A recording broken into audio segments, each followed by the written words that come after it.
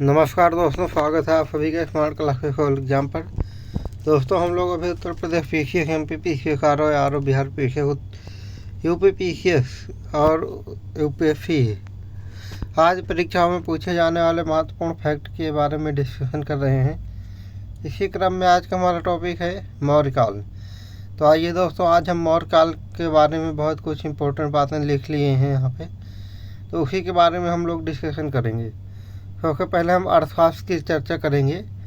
अर्थशास्त्र की रचना कौटिल्य ने की थी। कौटिल्य, चाणक्य को ही कौटिल्य कहा जाता है और इसकी रचना संस्कृत भाषा में की गई थी। यह गद्य एवं पद्य दोनों शैलियों में रचना की गई है और इसकी जानकारी हमें अन्य पुरुष से मिलती है। अर्थशास्त्र में लगभग 4000 श्लोक, 15 अधिकरण, 180 प्रकरण हैं। कौटिल्य की तुलना मैकियावेली से की जाती है। हेमचंद्र की पुस्तक अभिधान चिंतामणि में कौटिल्य को वात्स्यायन, चाणक्य, कूटल, मल्लिनाग, प्रामिल, पच्छिल स्वामी एवं अंगुली कहा गया है। इसमें जो अधिकरण है, 15 अधिकरण है अर्थशास्त्र में। आइए इन अधिकरणों के बारे में जानते हैं थोड़ा सा। एक तरफ अधिकरण है, दूसरी तरफ है कि उसमें विषय क्या क्या दिए गए हैं। तो प्रथम अधिकरण में है राज्य को संबंधी विविध विषयों को वर्णन किया गया है पहले अधिकरण में। दूसरे अधिकरण में नागरिक प्रशासन की विशद विवेचना की गई है। तीसरे एवं चतुर्थ अधिकरण में दीवानी, फौजदारी तथा व्यक्तिगत कानूनों का उल्लेख किया गया है।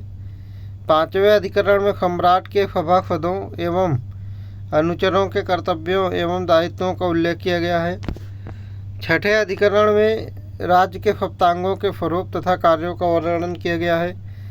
7वें से 15वें अधिकरण में विदेश नीति, सैन्य अभियान, युद्ध एवं विजय के उपाय, शत्रुदेश में लोकप्रियता के उपाय, युद्ध तथा संधि के अवसर आदि विविध विषयों का उल्लेख किया गया है। अर्थशास्त्र की खोज 1909 ईस्वी में सेंट्रल हिंदू कॉलेज के पुस्तकालय अध्यक्ष श्याम शास्त्री ने मैसूर संग्रहालय से किया था। अब आगे देखते हैं दोस्तों, मुद्रा राक्षस की यहाँ पे चर्चा की गई है, उसके बारे में कुछ कहा गया है। मुद्रा राक्षस यह एक विशाख दत्त द्वारा लिखित नाटक है। इस पर ढूढ़ीराज ने टीका लिखा है। प्रश्न ऐसे पूछेगा कि मुद्रा राक्षस पर टीका किसने लिखा है। ढूढ़ीराज ने मुद्रा राक्षस पर टीका लिखा है और इसमें क्या क्या बात कही गई है। मुद्रा राक्षस में चंद्रगुप्त मौर्य के लिए वृषल एवं कुलहीन शब्द का प्रयोग किया गया है और चंद्रगुप्त मौर्य को मुद्रा राक्षस में घनानंद का दत्तक पुत्र बताया गया है। और इसमें यानी कि मुद्रा राक्षस में चाणक्य के अंतिम नंद राजा के नाराज होने, चंद्रगुप्त मौर्य के भेंट होने, कूटनीति द्वारा अंतिम नंद के मंत्री राक्षस को मात देने की कहानी, चंद्रगुप्त मौर्य के राज्यारोहण एवं दरबार का उल्लेख किया गया है। अब आते हैं दोस्तों पुराण पे। मुख्यतः विष्णु पुराण के मौर्यों की जानकारी मिलती है और पुराणों पर टीका श्रीधर स्वामी ने लिखा है। अगला है वर्तिका, कात्यायन द्वारा रचित व्याकरण ग्रंथ है और पाणिनि के अष्टाध्यायी। इन पुस्तकों से मौर्य काल के बारे में जानकारी मिलती है। महाभाष्य के रचनाकार पतंजलि हैं और महाभाष्य में लिखा गया है। मौर्यों के पतन की जानकारी महाभाष्य से मिलती है।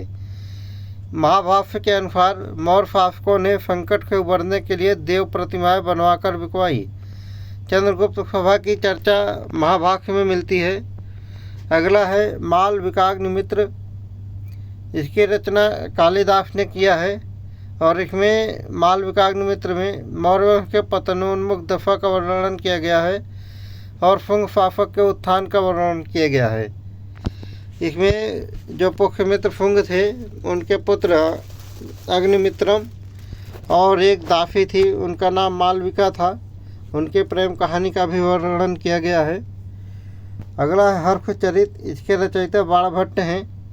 इसमें हमें जानकारी मिलती है कि हर्षचरित के पुष्यमित्र फुंग द्वारा अंतिम मौर्य शासक बृहद्रथ की हत्या कर दी गई।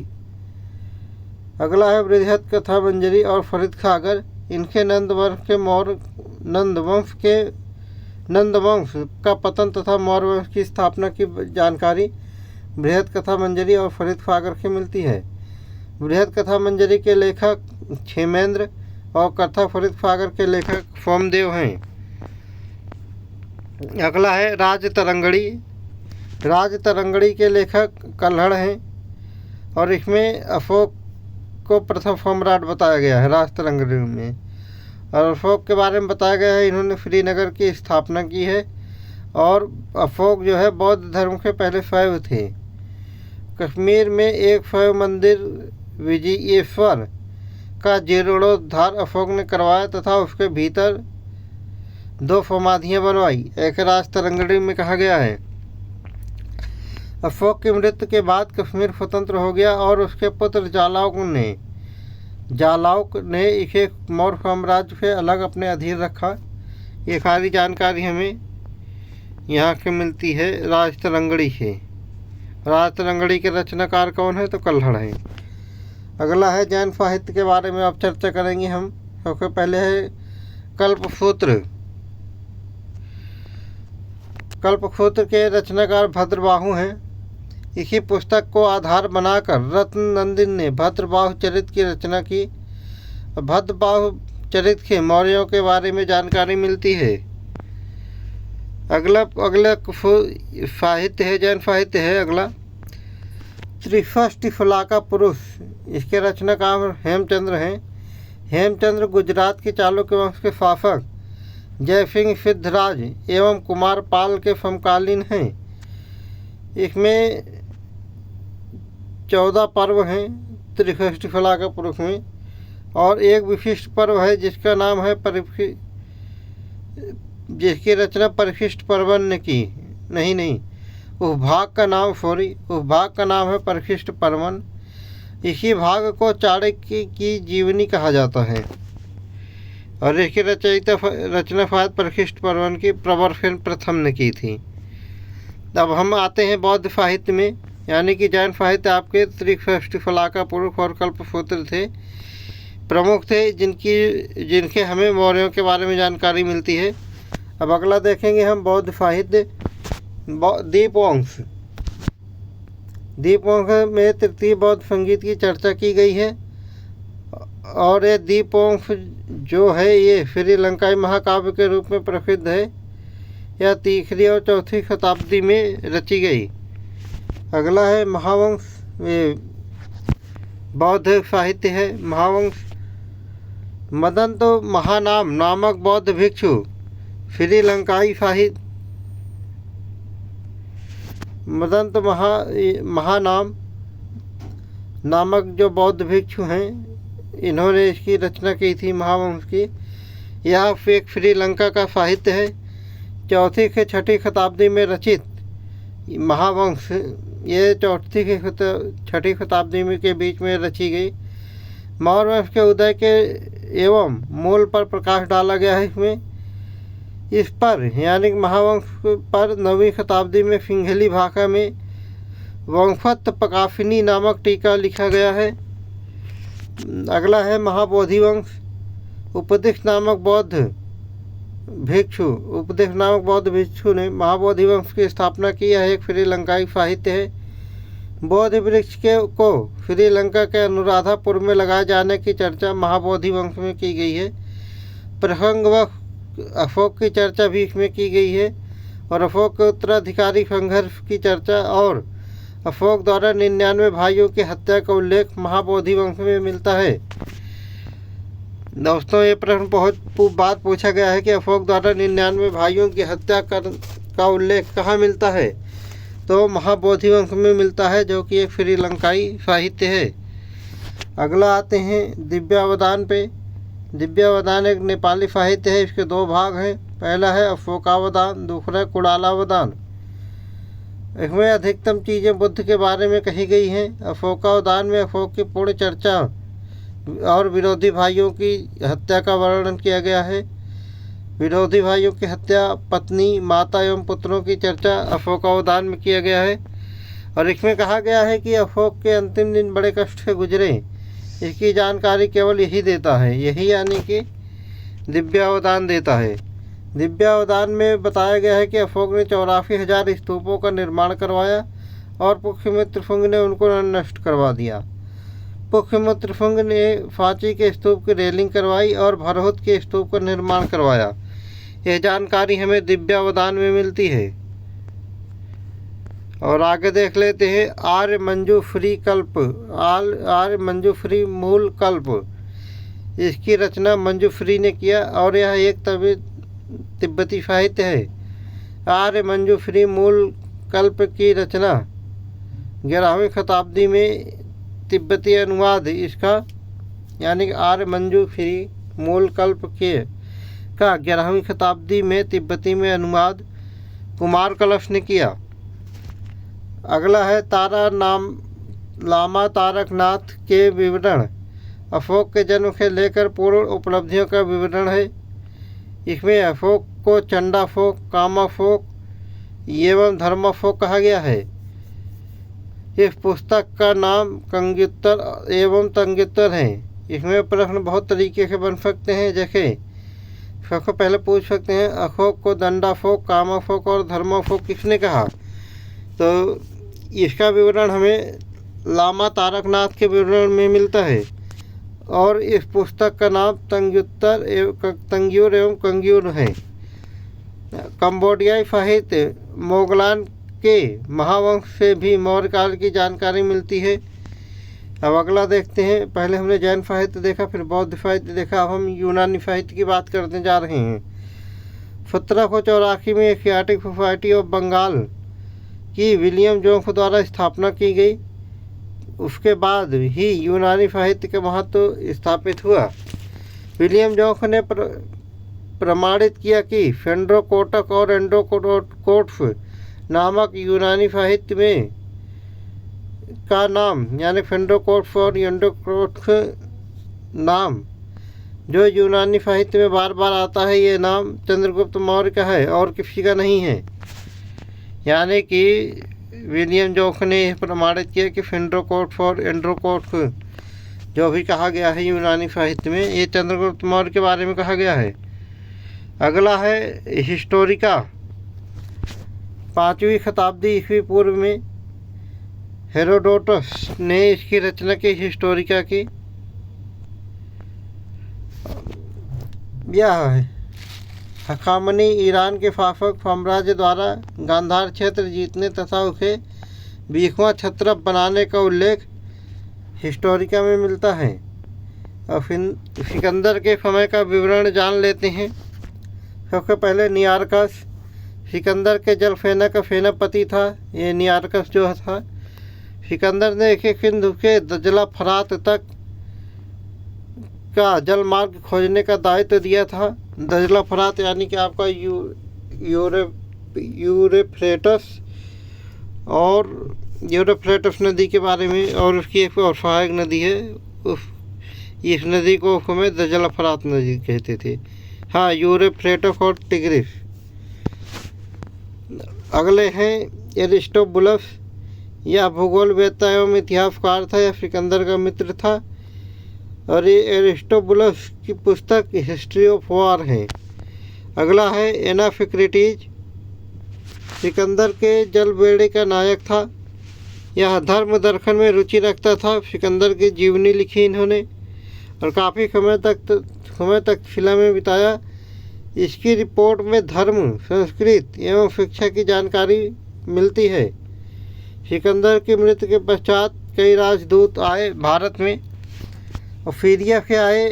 चंद्रगुप्त मौर्य के समय मेगास्थनीज पेट्रोक्लीज जो है सेल्यूकस का नौसेना अध्यक्ष था। और बिंदुसार के समय में डाइमेकस आया मिस्र के, यानी कि सीरिया के मेगास्थनीज और डाइमेकस आया। और मेगास्थनीज चंद्रगुप्त मौर्य के समय में और डाइमेकस बिंदुसार के समय में आया। मिस्र के बिंदुसार के समय में आए डायोनिसस, टिमोस्थनीज और टेमोस्थनीज जो था ये फिलोडेल्फस के बेड़े का नौसेना अध्यक्ष था। और मेगास्थनीज सेल्यूकस का राजदूत था। यह चंद्रगुप्त मौर्य के दरबार में 3 वर्ष तक रहा। कहते हैं जब सेल्यूकस निकेटर को चंद्रगुप्त मौर्य ने हराकर उनकी पुत्री हेलेना से शादी कर लिया था तो मेगास्थनीज को उसकी देखरेख के लिए भारत भेजा गया था। इंडिका मेगास्थनीज ने इंडिका नामक पुस्तक की रचना की थी। यह पुस्तक ग्रीक भाषा में थी। 1843 ईस्वी में स्वानबैक ने इंडिका के बिखरे अंशों को संकलित कर उसका नाम मेगास्थनीज इंडिका रखा। 1893 ईस्वी में मैक्रिंडल ने इंडिया इन इंडिका नाम से मेगास्थनीज इंडिया का अनुवाद किया। मेगास्थनीज चंद्रगुप्त मौर्य के पहले के 153 शासकों को 6053 वर्ष के शासन की चर्चा करता है। मेगास्थनीज इंडिका को मौर्य साम्राज्य का दर्पण कहा है। मेगास्थनीज इंडिका में नगरों के शासन के लिए 6 समितियों की जानकारी दी गई है। प्रत्येक सदस्य में 5 सदस्य थे। प्रत्येक समिति में 5 सदस्य थे। एक बार हम समितियों पर नज़र डाल लेते हैं। एक तरफ समिति है, दूसरी तरफ संबंधित विभाग है।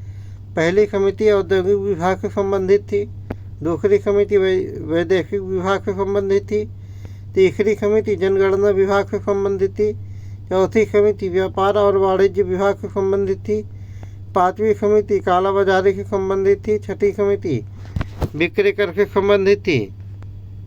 बिक्री कर यह 1/10 या 10% होता था। यह कर नहीं देने वालों को देशद्रोही कहा जाता था एवं इसके लिए मृत्यु दंड का प्रावधान था। ये सारी बातें इंडिका में लिखी गई है। इंडिका में 7 जातियों की चर्चा मिलती है।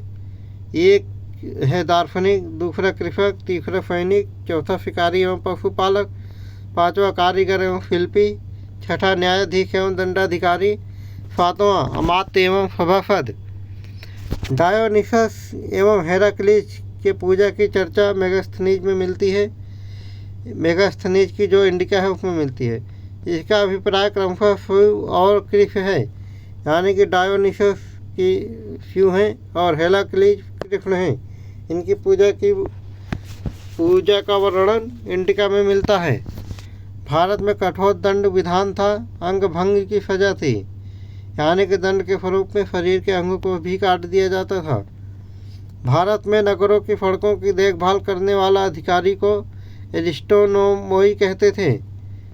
राजस्व को एकत्र करने वाले अधिकारी को एग्रोनोमोई कहा जाता था। पाटलिपुत्र के लिए पोलिब्रोथा शब्द का प्रयोग किया गया है इंडिका में। और गंगा तथा सोन नदियों के बीच संगम पर स्थित पूर्वी भारत का सबसे बड़ा नगर यही पाटलिपुत्र या पोलिब्रोथा था। चंद्रगुप्त मौर्य की राजधानी भी था पाटलिपुत्र जो है। स्ट्रेबो ने मेगास्थनीज के वृत्तांत को पूर्णतः असत्य, अविश्वसनीय एवं झूठ का पुलिंदा बताया है। दोस्तों, ये पूछेंगे कि मेगास्थनीज का जो वृत्तांत है इसको किस विद्वान ने असत्य, अविश्वसनीय एवं झूठ का पुलिंदा बताया है? तो ये स्ट्रेबो ने बताया है। मौर्य के काल के बाद यूनानी साहित्य के बारे में देख लेते हैं। जो मौर्य काल के बाद यूनानी साहित्य हुए आए हैं, एक तरफ लेखक है, विवरण है, फिर कालावधि है इसकी। डायोडोरस, इनका विवरण है बिबिलियोथिका हिस्टोरिका, ये पहली शताब्दी से पूर्व की रचना है।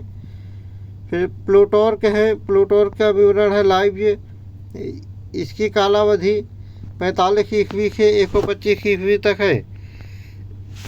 स्ट्रेबो का विवरण वर्ल्ड ज्योग्राफी है, यह 64 ईस्वी से 119 ईस्वी तक का है।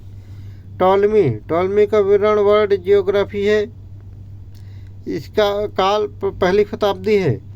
एरियन का विवरण एनाविसस एरियम इंडिका है, इसका काल 130 से 172 ईस्वी है। प्लिनी का विवरण नेचुरल हिस्टोरिका है, इसका काल 75 ईस्वी है। जस्टिन का विवरण एपिटोम है। इसका काल द्वितीय शताब्दी में है। एक अज्ञात लेखक हैं जिन्होंने पेरिप्लस ऑफ एरिथमिया का विवरण दिया है और यह पहली शताब्दी ईस्वी का विवरण है। मौर्य वंश के प्रमुख शासकों के बारे में जानते हैं। आइए जानने की कोशिश करते हैं। सबसे पहले चंद्रगुप्त मौर्य हैं। इनका कार्यकाल 323 से 298 ईस्वी पूर्व था। उसके बाद बिंदुसार हैं। इनका कार्यकाल 298 से 273 ईस्वी पूर्व था। इसके बाद अशोक हैं। अशोक का कार्यकाल 273 से 232 ईस्वी पूर्व था। इसके बाद हम मुख्य राजा के यहाँ पे पहले बता दी गई है, प्रमुख शासक की चर्चा कर रहे हैं। तो बृहदत्त था। बृहदत्त का अशोक के बाद बृहदत्त का कार्यकाल 187 से 185 ईस्वी पूर्व था। चंद्रगुप्त मौर्य के बारे में जान लेते हैं थोड़ा सा। चंद्रगुप्त मौर्य के रूप में चंद्रगुप्त का प्रथम उल्लेखीय साक्ष्य रुद्रदामन का जूनागढ़ अभिलेख है। यह प्रश्न बहुत बार पूछा गया है सभी स्टेट पीसीएस के एग्जाम में कि चंद्रगुप्त मौर्य के रूप में चंद्रगुप्त का प्रथम अभिलेख कहाँ मिलता है। तो इसका उल्लेख रुद्रदामन के जूनागढ़ अभिलेख में मिलता है। चंद्रगुप्त मौर्य को किसने क्या कहा ये जान लेते हैं। स्ट्रैबो तथा जस्टिन ने चंद्रगुप्त मौर्य को एंड्रोकोट्स कहा। प्लूटार्क तथा एरियन ने चंद्रगुप्त मौर्य को एंड्रोकोट्स कहा। फिलार्कस ने चंद्रगुप्त मौर्य को फेंड्रोकोट्स कहा। ब्राह्मण साहित्य जैसे पुराणों में चंद्रगुप्त मौर्य को शूद्र कहा गया है। विशाख दत्त की मुद्रा राक्षस में चंद्रगुप्त मौर्य को वृषल कहा गया है।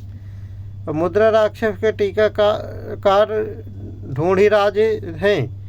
इसमें भी चंद्रगुप्त मौर्य को शूद्र कहा गया।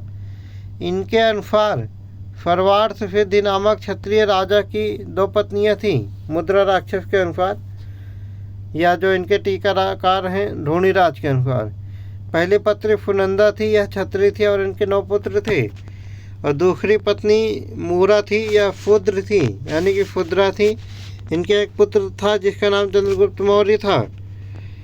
विष्णु पुराण पर श्रीधर स्वामी द्वारा लिखित भाष्य में नंद राजा की पत्नी मूरा का पुत्र बताया गया है विष्णु पुराण में, यानी कि विष्णु पुराण के रचनाकार श्रीधर स्वामी हैं। और इन्होंने जो बात लिखी है उससे हमें पता चलता है कि जो चंद्रगुप्त मौर्य हैं यह नंद राजा की पत्नी मूरा का पुत्र है, ऐसा बताया गया है विष्णु पुराण में।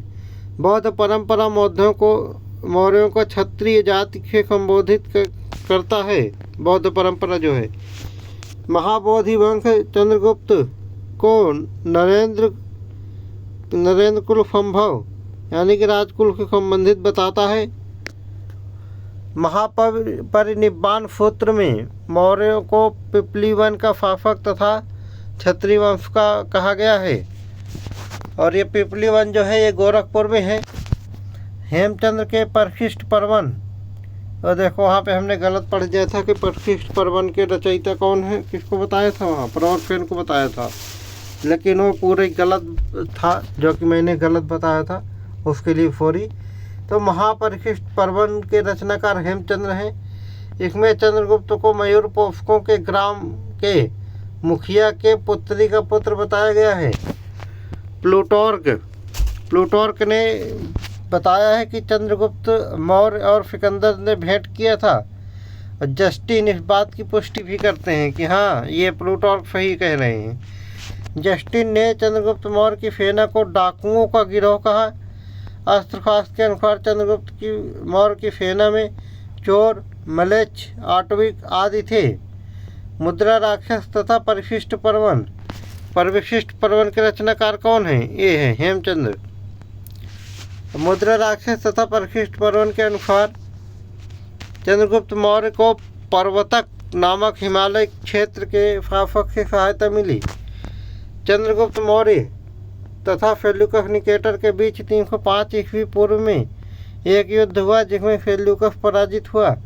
सेल्यूकस ने चंद्रगुप्त मौर्य को हेरात, बलूचिस्तान, कंधार तथा काबुल के प्रांत दिए। चंद्रगुप्त मौर्य ने सेल्यूकस को 500 हाथी दिया। यानी कि जो सेल्यूकस निकेटर हैं, जब ये युद्ध हार गए तो चंद्रगुप्त मौर्य से अपनी लड़की हेलेना की शादी कर दी और 5 प्रांत, यहाँ पे तो 4 ही लिखा है लेकिन इन्होंने 5 प्रांत दिया था, जिसमें से हेरात 1, बलूचिस्तान 2, कंधार 3 तथा काबुल 4। एक और कोई प्रांत था वो यहाँ लिखा नहीं गया है और ध्यान भी नहीं है अभी। इन्होंने दहेज के रूप में चंद्रगुप्त मौर्य को दिया था।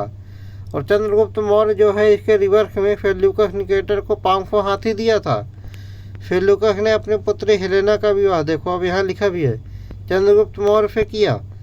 मेगास्थनीज को अपने राजदूत के रूप में चंद्रगुप्त मौर्य के दरबार में भेजा। किसने भेजा? तो सेल्यूकस निकेटर ने भेजा। इस युद्ध का विवरण एपियानस में है और एपियानस दूसरी सदी का ग्रंथ है। चंद्रगुप्त मौर्य का जो साम्राज्य है पूर्व में मगध से लेकर पश्चिम में सौराष्ट्र तक और उत्तर में ईरान से लेकर दक्षिण में कर्नाटक या उत्तरी मैसूर तक फैला हुआ है। चंद्रगुप्त मौर्य ने प्राण त्याग, इनका प्राण त्याग जो है, इन्होंने श्रवणबेल गोला में चंद्रागिरी पर्वत पर फललेखना विधि से अपने प्राण का त्याग किया। चंद्रगुप्त मौर्य ने फललेखना विधि वो होती है कि बिना खाना पानी खाए हुए बैठे बैठे जो है एक्सपायर हो गए। अगला है बिंदुसार, 298 से 273 ईस्वी पूर्व तक का शासक था। पुराणों में इनके 25 वर्षों तक शासन किया है, पुराणों में ऐसा कहा गया है, और इनका नाम बिंदुसार था पुराणों में। वायु पुराण में बिंदुसार का नाम भद्रसार बताया गया है। और यूनानी लेखक अमित्रोचेटस या अमित्रघात और जैन ग्रंथ फिंगिफेन दिव्यावदान, देखो फिंगिफेन जो है वो जैन ग्रंथ है और अमित्रोचेटक और अमित्रघात जो हैं ये यूनानी लेखक हैं। ये सब लोग बिंदुसार के बारे में जानकारी देते हैं। दिव्यावदान, बिंदुसार के समय तक शिला में विद्रोह हुआ जिसका दमन करने के लिए उसने अशोक को भेजा। अशोक उस समय अवंतीपुर का गवर्नर था। ये सारी बातें हमें दिव्यावदान से मिलती है। स्ट्रैबो क्या कहते हैं? स्ट्रैबो कहते हैं कि सीरिया के शासक एंटियोकस ने डायमेकस को बिंदुसार के दरबार में भेजा था। यानी कि एंटियोकस ने डायमेकस को बिंदुसार के दरबार में भेजा था। यह बात स्ट्रैबो कहता है। स्ट्रैबो और कहता है कि यह मेगास्थनीज के स्थान पर आया था। प्लिनी, मिस्र के शासक टोलमी फिलाडेल्फस ने डायोनिसस को बिंदुसार के दरबार में भेजा। एथोनियस ये क्या कहते हैं? ये कहते हैं कि बिंदुसार ने एंटियोकस को से 3 वस्तुएं मांगी थी, एक मीठी मदिरा, दूसरा सूखी अंजीर, तीसरा एक दारफनी।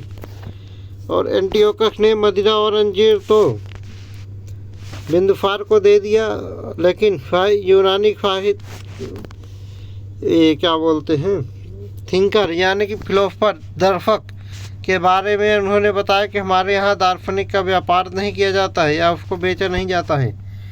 बिंदुसार के दरबार में 500 सदस्यों की एक परिषद थी जिसका नाम खल्लाटिक था। और ये जो खल्लाटिक है जिसका प्रधान खल्लाटिक था, ये जो खल्लाटिक है ये चाणक्य के बाद मौर्य का प्रधानमंत्री बना। राधागुप्त, बिंदुसार और अशोक के प्रधानमंत्री। जो बिंदुसार ये राधागुप्त हैं, ये बिंदुसार और अशोक के प्रधानमंत्री थे। दिव्यावदान में और जानकारी मिलती है बिंदुसार के बारे में। इसमें बताया गया है कि बिंदुसार आजीवक संप्रदाय के अनुयायी थे।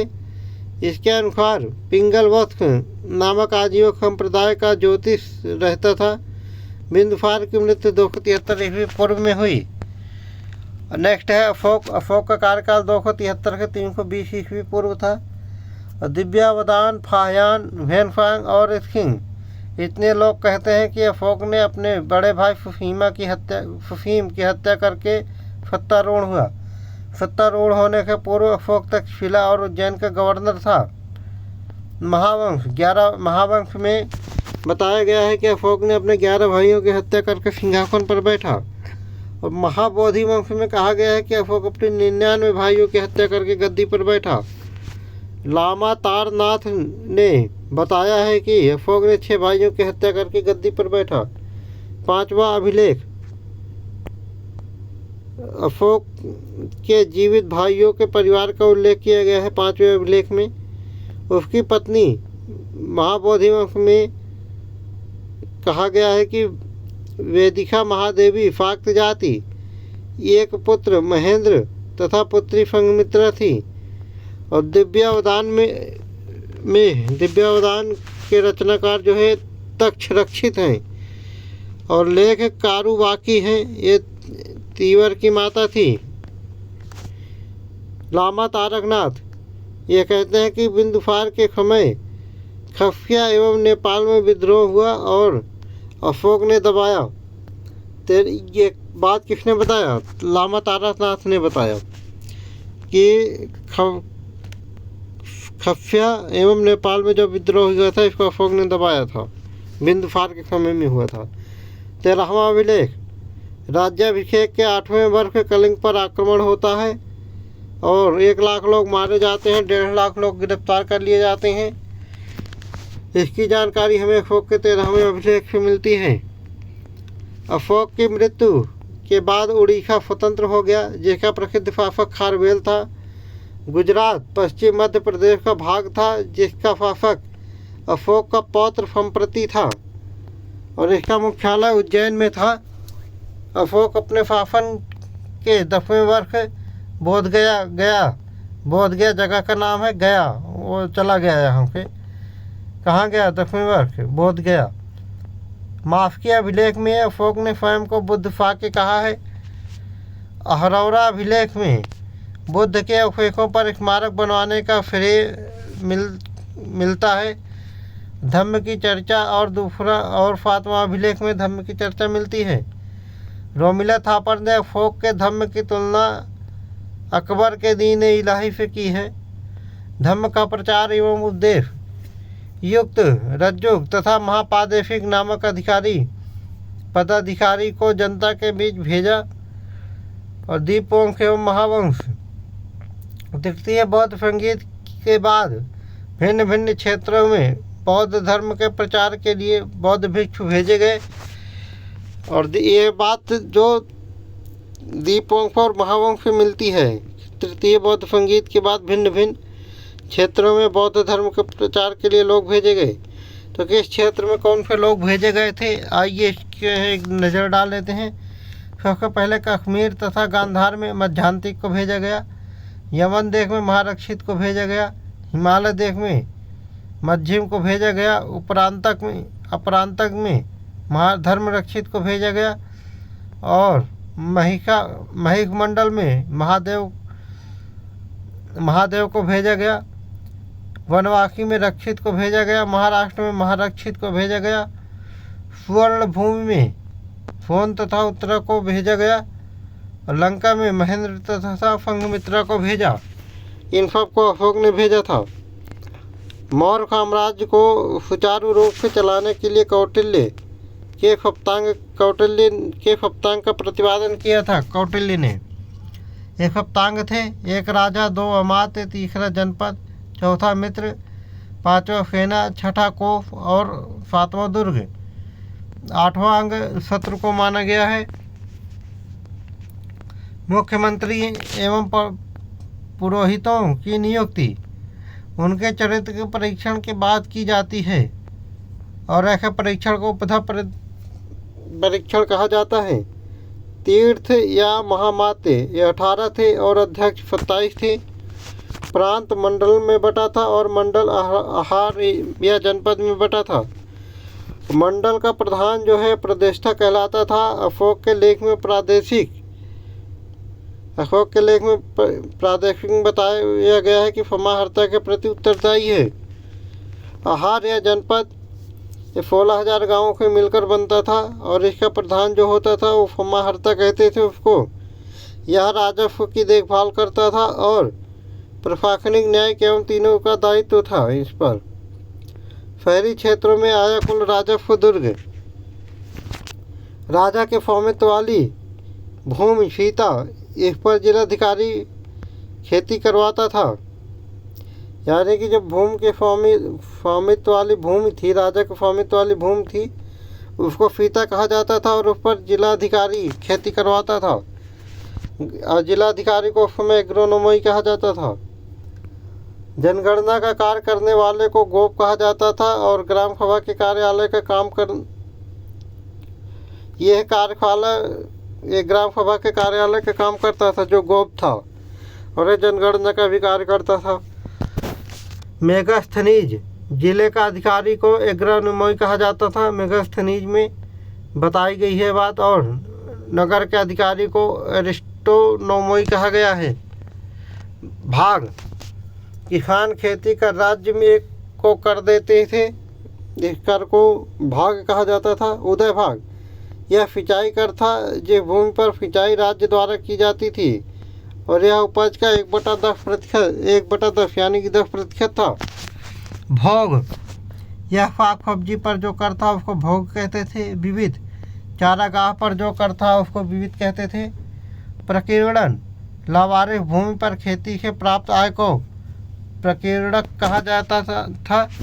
और नगर में वाणिज्यिक व्यापारिक गतिविधियों पर कर, वाणिज्य पर कर व्यावसायिक कर को कहते थे। वर्तनी परिवहन शुल्क को कहते थे।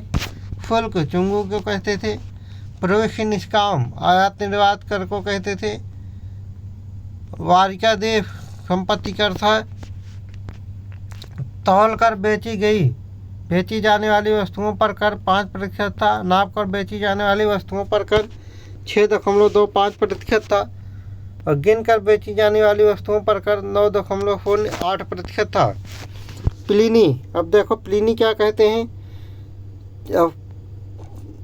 चंद्रगुप्त मौर्य के पास 6 लाख सेना थी, 30,000 अश्व सेना, 6 लाख पैदल सेना, 30,000 अश्व सेना और 9,000 हस्ती सेना थी, और 800 रथ सेना थी। प्लूटार्क क्या कहते हैं। प्लूटार्क कहते हैं कि 305 ईस्वी पूर्व में सेल्यूकस के बाद चंद्रगुप्त मौर्य 6 लाख की सेना लेकर भारतीयों को रौंद डाला। यानी कि प्रश्न पूछा गया है पहले कि 350 ईस्वी पूर्व में सेल्यूकस के बाद चंद्रगुप्त मौर्य ने 6 लाख की सेना लेकर भारत को रौंदने चला था। यह कथन किसका है? तो 4 कथन दे देंगे, तो उसमें जो प्लूटार्क लिखा रहेगा वो आंसर सही होगा। जस्टिन ने कहा है कि 6 लाख सेना की सहायता से चंद्रगुप्त ने जम्मू द्वीप को रौंद डाला।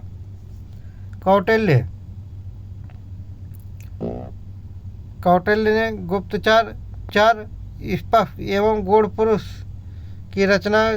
कौटिल्य ने गुप्तचर के तीन विभाग बताए, मतलब यानी कि 3 पद बताए गुप्तचर के कौटिल्य ने। एक पहला था चर, दूसरा था स्पष्ट, तीसरा था गूढ़ पुरुष। यानी कि चर जो देश के अंदर रह के जासूसी का काम करते थे, यानी गुप्तचरी का काम करते थे, उनको चर कहा जाता था। और स्पष्ट, चर और स्पष्ट जो थे ये दोनों ही देश के अंदर रहकर गुप्तचर का कार्य करते थे, और जो गूढ़ पुरुष थे देश के बाहर रहकर गुप्तचर का कार्य करते थे। गुप्तचर को महामात्य सर्व विभाग के अधीन रखा गया था।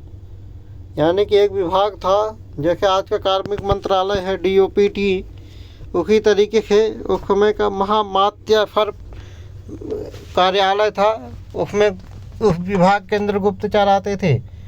संस्था जो एक ही जगह टिककर गुप्तचरी का कार्य करते थे उनको संस्था कहते थे। देश के बाहर गुप्तचरी के कार्य करने वाले को गूढ़ पुरुष कहते थे, और देश के अंदर रहकर गुप्तचरी वाले का कार्य करने वाले को चर और स्पष्ट कहा जाता था। संचरा जो गुप्तचर बराबर स्थान बदलते रहते थे उनको संचरा कहा जाता था। स्त्रियां और वेश्याएं भी गुप्तचरी का कार्य करती थीं। अर्थशास्त्र में पुलिस को रक्षिण कहा गया है। भारत एवं मिस्र के बीच व्यापार को बढ़ाने के लिए टोलमी फिलाडेल्फस ने लाल सागर पर बर्निस नामक नगर की स्थापना की। वर्षा के मापने का यंत्र को अरतनी कहा जाता था। वर्षा की इकाई द्रोण हुआ करती थी। गांव जो कर मुक्त गांव थे, गांव के प्रकार की यहाँ पे चर्चा की गई है। जो कर मुक्त गांव थे उनको परिहारिक कहा जाता था। जो गांव सैनिक प्रदान करते थे उनको आयुधी कहा जाता था। और ये प्रश्न दोस्तों यहाँ के बहुत पूछा गया है एग्जाम में, तो बहुत ही ध्यानपूर्वक देखें आप। जो अनाज पफ एवं सोने के रूप में कर देते थे उनको हिरण्य कहा जाता था। जो गांव कच्चा माल देते थे उनको कुप्पी कहा जाता था। बेगार देने वाले गांव को विष्टि कहा जाता था। ऐसी भूमि जहां बिना वर्षा की खेती होती थी उसको अदेव मातृक कहा जाता था। अगला देखते हैं दोस्तों, कौटिल्य के अनुसार गांव मिश्रित आबादी वाले गांव को ग्राम कहते थे। कृषकों का दबदबा वाला जो गांव था उसको खेत कहते थे। और पशुपालकों के दबदबा वाले गांव को घोष कहा जाता था। शिल्पियों एवं उद्योगपतियों का जहां दबदबा था ऐसे गांव को काक ग्राम कहा जाता था। और गांव में भूमि कर के प्रकार ये है कृषि, ये जोतने वाली भूमि है। अकृषि जो है, जो भूमि है जो जोत योग्य, जो जोतने में नहीं हो, यानी जो इसकी जुताई नहीं की जा सकती हो। केदार, ये सारे भूमि के प्रकार हैं दोस्तों। केदार ऐसी भूमि है जो जिसमें फसल लगी हुई भूमि को केदार कहते थे। विविध, चारागाह की भूमि को विविध कहा जाता था। वास्तु, वास की भूमि को वास्तु कहा जाता था। यानी कि वास यानी कि जो जहाँ पे लोग रहते थे, निवास करते थे, वास करते थे। सुदर्शन झील का निर्माण चंद्रगुप्त मौर्य के प्रांतीय शासक पुष्यमित्र गुप्त ने करवाया। इसकी जानकारी हमें रुद्रदामन के जूनागढ़ अभिलेख में मिलती है। मौर्य काल के प्रमुख बंदरगाह थे ताम्रलिप्ति, मुखलीपत्तनम, भड़ौच और सुपारक। ठीक, ये दार्शनिक के दो वर्ग थे, उदीची ब्राह्मण और फतखलन ब्राह्मण। उदीची ब्राह्मण जो थे ये शिक्षित होते थे तथा शिक्षण एवं पुरोहित की भूमिका निभाते थे। फतखलन ब्राह्मण जो थे ये अज्ञानी थे और ये भविष्यवेत्ता थे। अर्थशास्त्र में शूद्रों को आर्य कहा गया है। अर्थशास्त्र में आर्य शूद्र को दास नहीं बनाया जा सकता। शूद्रों के शिल्प कला एवं सेवानिवृत्ति के अतिरिक्त कृषि, पशुपालन एवं व्यापार की अनुमति दी गई है। कहाँ दी गई है? अर्थशास्त्र में ये बात बताई गई है। 9 प्रकार के दास की चर्चा करते हैं कौटिल्य। और कौटिल्य ने अस्थायी दास को अहितक कहा। जो अस्थायी दास थे इनको कौटिल्य ने अहितक कहा है। मेगास्थनी ने बताया कि भारत में दास प्रथा नहीं थी। स्वतंत्र रूप से वेश्यावृत्ति करने वाली स्त्रियों को रूपा जीवा कहा जाता था। गणिकाओं का निरीक्षण गणिकाध्यक्ष एवं अधिकारी करता था। यानी कि जो गणिका थी उस समय व्यवसाय थी, उनका निरीक्षण जो करता था उसको गणिकाध्यक्ष नाम का अधिकारी गणिक था, जिसको गणिकाध्यक्ष कहते थे।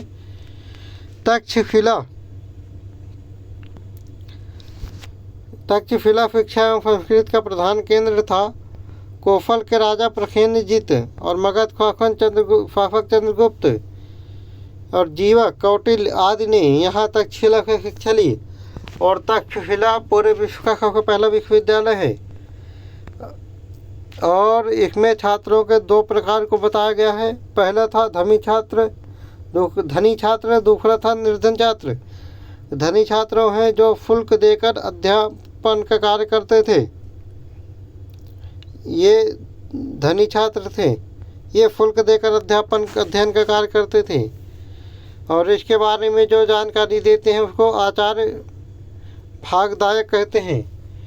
दूसरे तरीके के छात्र थे जो निर्धन छात्र थे, ये गुरु की सेवा करके अध्ययन का कार्य करते थे। और धम्मवंतेवासिक, इसके रचना का ये बात जो है धर्म अंत्यवासिक ने कहा है। तो दोस्तों आज का डिस्कशन बहुत ज़्यादा हो रहा है, तो हम यहीं पे समाप्त करते हैं। और इसी तरीके के वीडियो को लगातार देखने के लिए हमारे channel smart classes call exam को लाइक, सब्सक्राइब और शेयर ज़रूर करें। कल फिर मिलेंगे दोस्तों इसी चैनल पर नेक्स्ट वीडियो के साथ। तब तक के लिए जय हिंद।